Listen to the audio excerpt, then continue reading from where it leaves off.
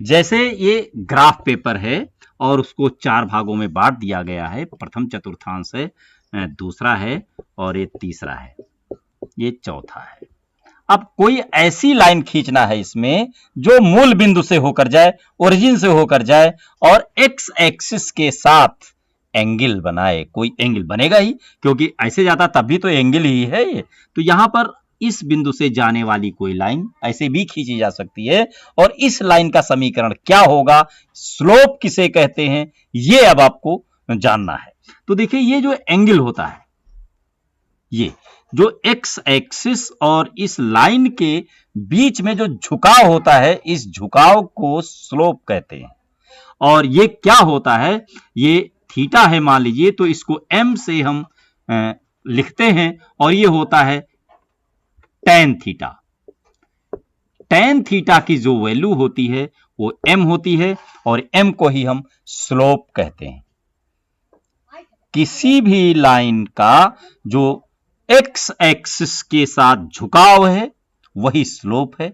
उसके बीच में जो एंगल बना हुआ है उसकी वैल्यू में tan थीटा की वैल्यू जो होती है वो स्लोप कहलाता है, उसी को m कहते हैं। यहां पर मान लीजिए 30 डिग्री अगर एंगल बन रहा है तो m is equal to tan 30, ये बनेगा 30 डिग्री। तो इसकी जो वैल्यू आएगी वो m कहलाती है, वो स्लोप कहलाता है।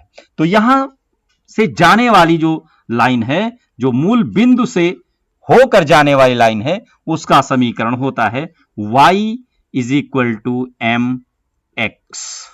ये समीकरण होती है। कहीं भी अगर कोई भी लाइन अगर मूल बिंदु से जाती है, ओरिजिन से जाती है, तो y is equal to m x होता है और एंगल दिया है तो m को ढूंढना पड़ेगा। मान लीजिए कोई क्वेश्चन इस तरीके से आ जाए कि मूल बिंदु से जाती है और 45 डिग्री का एंगल बनाती है, तो कैसे करेंगे, तो यहां पर ये बन जाएगा y is equal to tan theta x। अब ये थीटा में इसकी वैल्यू बदलती रह सकती है। एंगल पता है tan 60 degree, 45 degree, 30 degree, 90 degree, जो भी एंगल दिया हो यहां पर, उस एंगल को यहां पर रखिए, उसकी वैल्यू रखिए, x बनेगा। मान लीजिए 60 डिग्री दिया हुआ है, ये 60 डिग्री दिया हुआ है तो tan 60 की वैल्यू हो जाएगी, तो y is equal to tan 60 मतलब √3x। ये समीकरण बनती है y is equal to √3x। और एक बात ध्यान रखना है, समीकरणों को का नाम सुनते ही जो इक्वेशंस होती हैं, ज्यादातर आप लोगों ने x plus y is equal to ये लिखा है। यहां पर समीकरण की बात जब भी आएगी तो y इज इक्वल टू ही लिया जाएगा।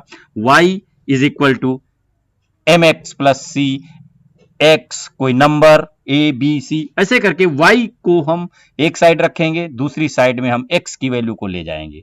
इस तरीके से ये जब हमारी लाइन, कोई लाइन जो ओरिजिन से होकर जाती है और x एक्सिस के साथ कोण बनाती है, तो उसका समीकरण tan थीटा x होता है। इसको हम y is equal to mx भी कहते हैं।